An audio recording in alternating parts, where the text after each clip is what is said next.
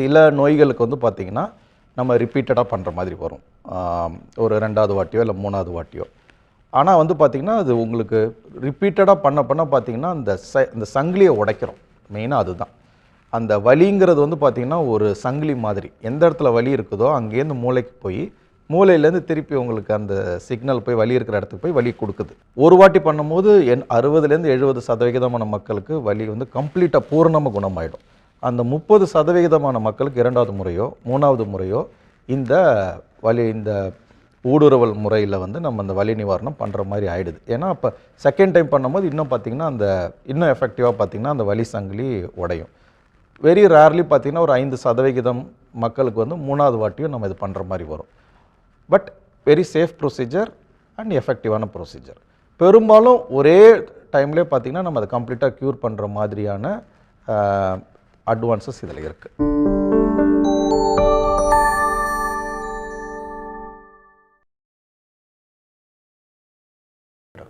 இருக்குது. அதாவது எப்படின்னா குறுகிய காலகட்டத்துக்கு கொடுப்போம். இப்போ அந்த ஊடுருவல் முறையில் வலி நிவாரணம் கொடுத்துட்டு ஒரு 2 வாரத்திற்கோ இல்லை 3 வாரத்திற்கோ மருந்துகள் தேவைப்படும், சப்போர்ட்டிவ். அதுக்கப்புறம் நிப்பாட்டிடலாம். ஏன்னா மருந்துகளை வந்து பார்த்திங்கன்னா ஒரு 20லேருந்து 30% தான் வந்து பயன்படும். இந்த ரெண்டும் சேர்ந்து நம்ம கொடுக்கும்போது பார்த்திங்கன்னா 80லேருந்து 100% அவங்களுக்கு வலி நிவாரணம் கிடச்சிருது.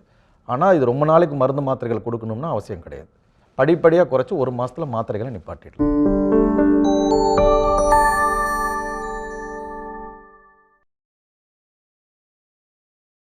ரெண்டு விஷயம். ஒன்று வந்து எவ்வளோ சதவிகிதமான நோயாளிகள் வந்து திருப்பி வருவாங்க ஒரு வாட்டி பண்ணதுக்கு அப்புறங்கிறது ஒரு கேள்வி. இன்னொன்று ஒரு வாட்டி பண்ணது இன்னும் எவ்வளோ நாளைக்கு வந்து அவங்களுக்கு அது பயன்படுங்கிறது 2வது கேள்வி. அதில் வந்து பார்த்திங்கன்னா நான் ஜென்ரலாகவே சொல்கிறது வந்து 6 மாதத்திலிருந்து 2 வருடங்கள். அதுவுமே பார்த்திங்கன்னா ஒரு 20லேருந்து 30% நோயாளிகளுக்கு மட்டும்தான் அந்த ரெக்கரன்ஸ் அப்படிங்கிற திருப்பி வலி மேலாண்மை பண்ணி அதோடைய ரெக்கரன்ஸ். டாக்டர் நீங்கள் பண்ணிங்க இப்போ திருப்பி எனக்கு வலி வந்திருக்கு, பாசிபிள். 20 to 30% பார்த்திங்கன்னா அவங்களுக்கு பெயின் ரெக்கர் ஆகலாம். அவங்களுக்கு இதை நம்ம ரிப்பீட் பண்ணுறோம். ரிப்பீட் பண்ணும்போது பார்த்திங்கன்னா அந்த வலி வந்து 2வது வாட்டி பண்ணும்போது அதோடைய எஃபெக்ட் இன்னும் அதிகமாக இருக்கும். ஸோ தட் அந்த சங்கிலி நம்ம உடைக்கிறதுனால 2வது வாட்டி பண்ணும்போது அதோடைய எஃபெக்ட் இன்னும் அதிகமாகும். ஸோ ஒரு 20லேருந்து 30% மக்களுக்கு நோயாளிகளுக்கு இந்த வலி மேலாண்மை மூலயமா நம்ம வைத்தியம் பண்ணதுக்கப்புறம் ஒரு 2 வருடத்தில் அவங்க திருப்பி வர்றதுக்கான வாய்ப்புகள் இருக்குது. அப்படி வந்தாலுமே நம்ம இதை வந்து இன்னொரு வாட்டி ரிப்பீட் பண்ணும்போது அது 2வது வாட்டி பண்ணும்போது இன்னும் ஒரு லாங் லாஸ்டிங்காக இன்னொரு 5 வருடத்திற்கோ 10 வருடத்திற்கோ அது நீடிக்கிறதுக்கான வாய்ப்பு இருக்குது.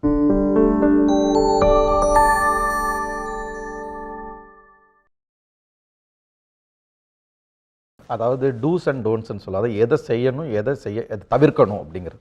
ஒவ்வொரு வலி மேலாண்மை சிகிச்சையும் நான் கொடுக்கும்போது ஊடுருவல் முறையில் அது முடித்ததுக்கப்புறம் அவங்க பேஷண்ட்டு டிஸ்சார்ஜ் ஆகும்போது பார்த்திங்கன்னா அவங்கக்கிட்ட நான் ஒரு டைம் ஸ்பெண்ட் பண்ணுவேன். எப்படின்னா இதை தவிர்க்க ஒவ்வொரு நோய்க்கு தகுந்த விஷயங்கள் இருக்குது, தவிர்க்க வேண்டிய விஷயங்கள், செய்யக்கூடிய விஷயங்கள். அதில் பார்த்திங்கனாக்கா வந்து ஜென்ரலாகவே வலி மேலாண்மை துறையுடைய கோல் எய்ம் அப்படின்னா என்னென்னா ஒரு ஆக்டிவிட்டியை இன்க்ரீஸ் பண்ணணும். வலினால முடங்கி கிடந்தவங்களை வந்து அவங்களுடைய ஆக்டிவிட்டி, அவங்களுடைய மொபிலிட்டி, மூமெண்ட்ஸ், நடைப்பயிற்சியாக இருக்கட்டும், நடக்கிறதா இருக்கட்டும், அது எல்லாமே அவங்க அதிகமாக்கணுங்கிறது தான் இதோடைய எய்ம்.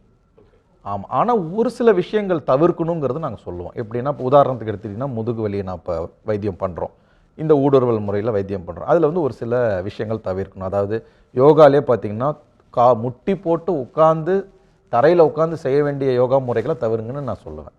ஏன்னா அப்போ ஒரு சில பொசிஷனில் வந்து பார்த்திங்கன்னா ஸ்பைனல் கார்டில் பார்த்திங்கன்னா அதோடைய தாக்கம் அதிகமாக இருக்குது. அதுமாதிரி ஒரு சில விஷயங்கள் தவிர்க்கணுங்கிறத வந்து நாங்கள் எக்ஸ்பிளைன் பண்ணுறோம். ஆனால் இதோடைய எய்ம் கோல் வலி மேலாண்மைக்கு என்னன்னா அவங்களுடைய ஆக்டிவிட்டி இம்ப்ரூவ் ஆகும்.